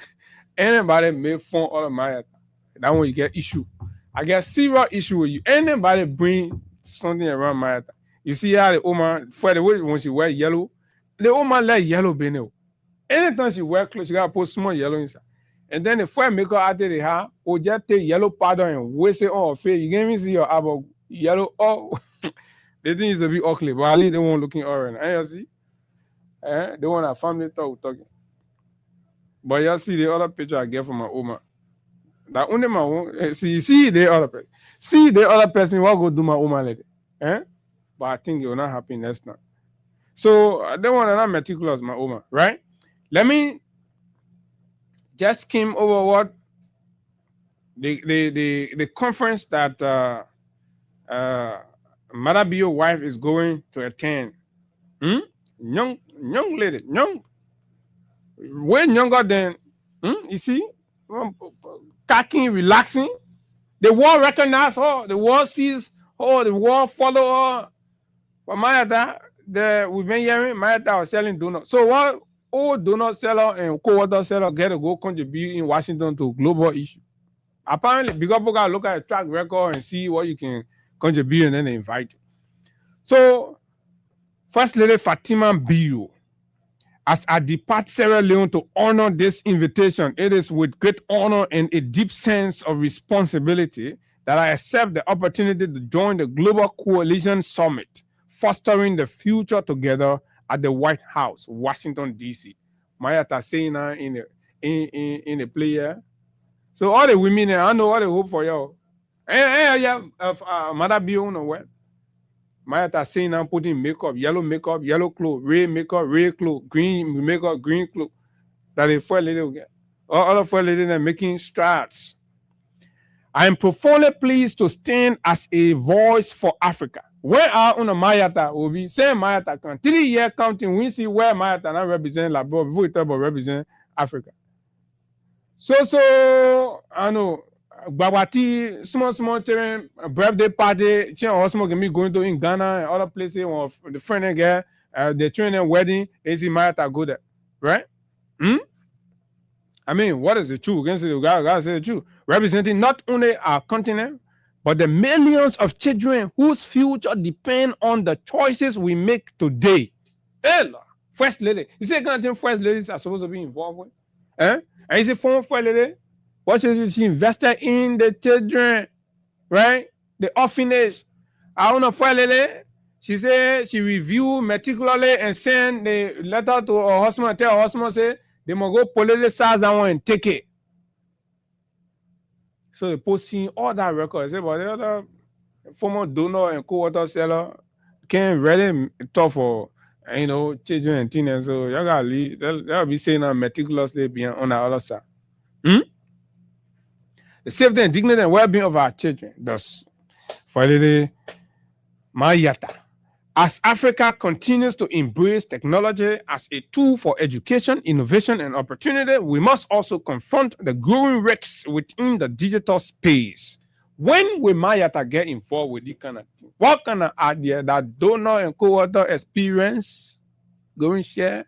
I know the children who say Mayata usually selling donor and co-author in real. I don't know. Me, I see it, but if you say that what you usually selling there, you can't use that kind of experience on global platform. No, nobody invited to kind of something like that.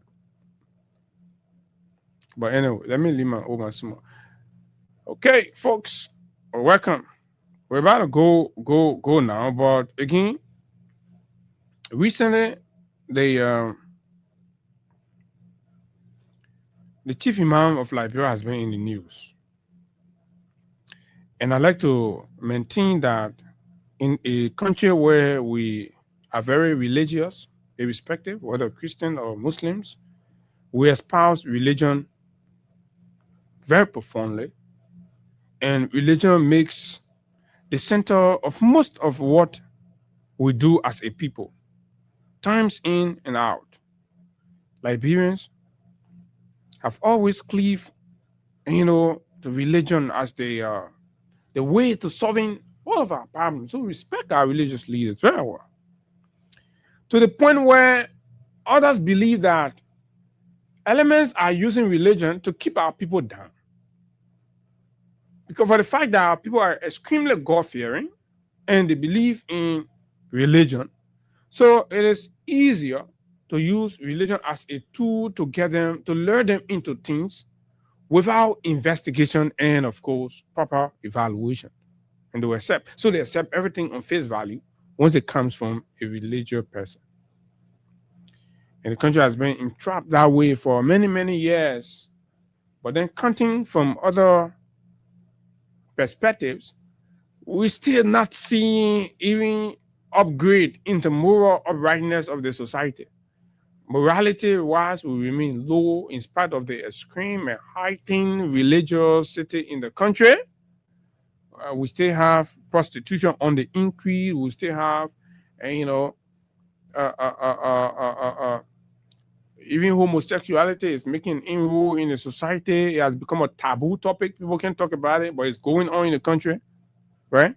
These are the subject matter you expect that religiosity will be emphasized on because it has got to do with threatening the moral fabric and walls of our society. But most of our modern day, our today religious leader, whether Christian or Muslims, have grown more interested in the politics and the government or the governance of the day, which isn't entirely a bad thing, right? But then one would expect their involvement and intervention to be, to be centralized. What do I mean by that? To be twin model, to be in the middle, right? And strike the balance. Because they are not moved by political and benefits or dividends. Rather, they are moved by scriptural instructions. They are moved by their teaching, right? By the respective books for which they believe on what governance, leadership, humanity, fairness, objectivities are supposed to be. These are the principles that will inform their involvement into politics. Consistency, and all of that. But what we've noticed recently is a sharp contradiction and an attempt to invade that disgraceful and embarrassing contradiction. People are attempting to be intellectual with it.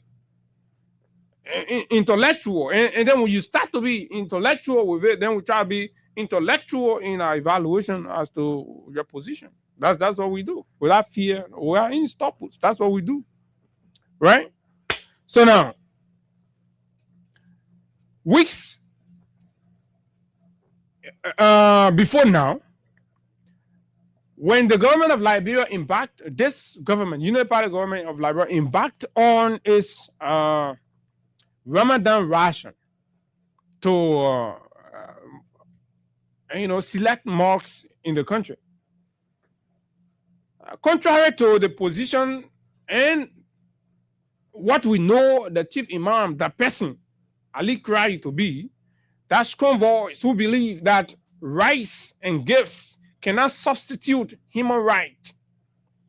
Fundamentally guaranteed constitutional rights of the people cannot be substituted with government and gestures, rice donation, and cash during Ramadan.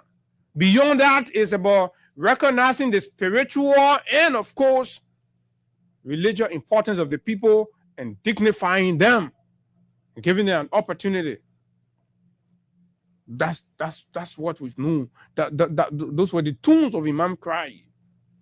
Not that when he said it, then people did not need rice or people did not need this assistance, right? But most people hooked to his argument then because they felt for far too long, right? There's been a degree of imbalance, and we needed to speak and strike the balance. So even people from Christendom in Liberia who are equally, moderate and liberal to realizing that we're just one people, and of course, at that very crucial moment, we equally would love to spend time with our families. And all that, say, oh yeah, but that man is making a compelling argument because he's basing it on the law, he's basing it on morality, he's basing it on objectivity and all of that. So yeah, he's saying a good thing. At that point, members of the government and of course people supporting the government felt offended, felt that the value of their gesture is being reduced to nothing based on the argument that's being put forth, so that the population, the degree of effect that they thought they would have, garnered out of that is being watered down because a lead man in the faith has condemned it. That was a condemnation. That we don't need it. That's not what we are asking you for. What we're asking you for is to use your office, your good office, and your authority to recognize the equality and be fair and just, and grant us holiday, just as other days are set aside, honoring, right, Christian festivity in the country. We need that. So people, oh, genuine advocate. This man, no, all the other past, Islamic leaders and things, they've been scared. This has been a taboo topic. We're afraid when we do it, blah, blah, blah. But this man braved the storm. People saw him like a hero, and he gained a lot of, followership because of that. Not knowing that beyond that loud advocacy was a hidden motive that will be uncovered subsequently when his darling Unity Party wins the presidency and comes back to power.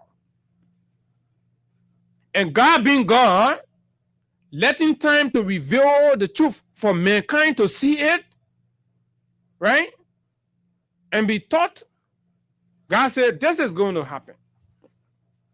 I want to test my servant. So God made the election to go in the favor of the Unity Party, a party for which Imam Cry dearly loved, just as Bishop Kotu Brown and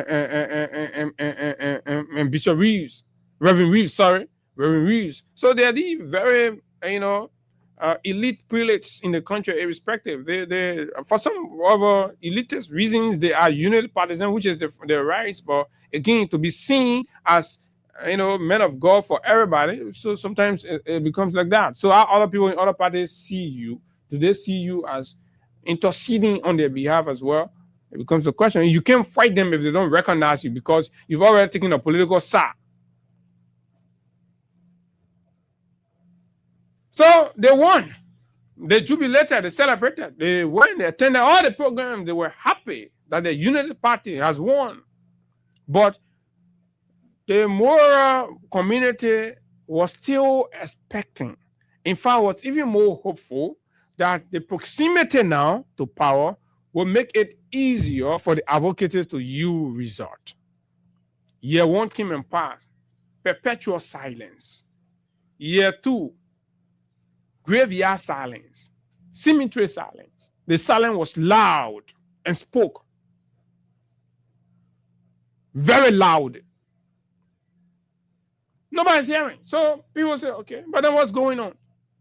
Then the one that broke the camel's back, when we all witnessed the very man that criticized and condemned gifting rights to Muslims instead of declaring holidays for them to celebrate, the man was seen, right, leading and driving behind a truck from one mosque to the other mosque, distributing. So from an advocate for Muslim holiday to a rice distributor, from a man who criticized and condemned rice to the man distributing rice and telling the people, your eat rice, that rest your need, your eat rice.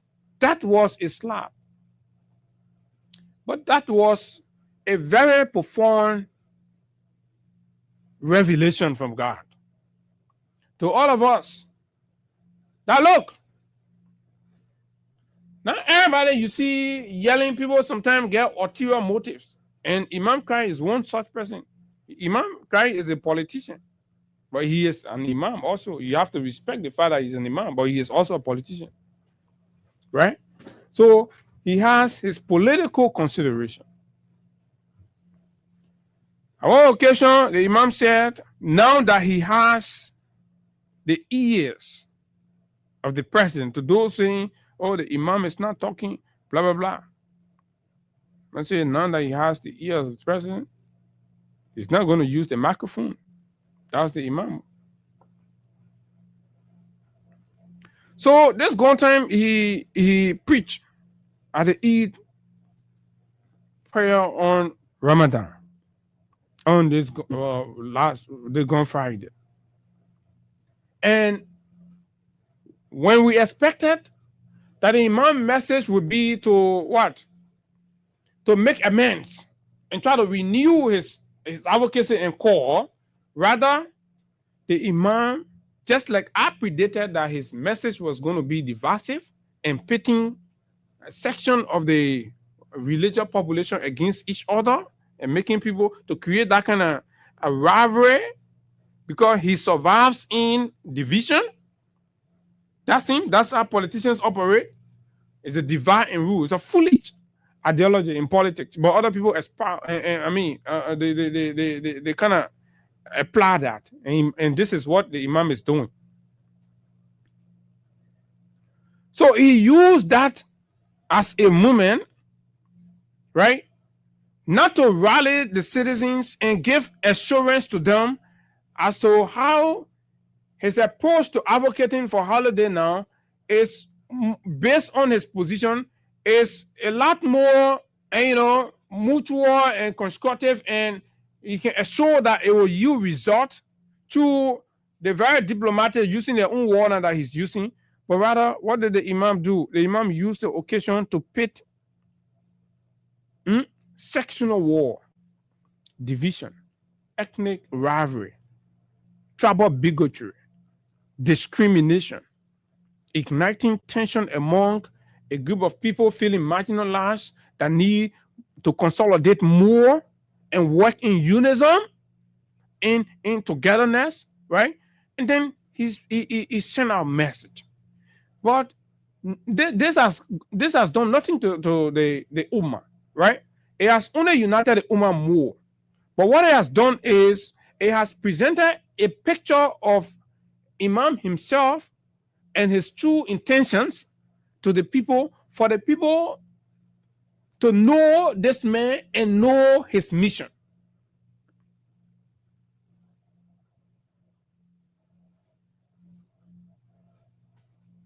And you understand? The man said the reason why Muslim Eid has not been declared holiday in Liberia is because of tribal division. It's because of tribal division, which I disagree with fundamentally. Which I disagree with. The issue about rice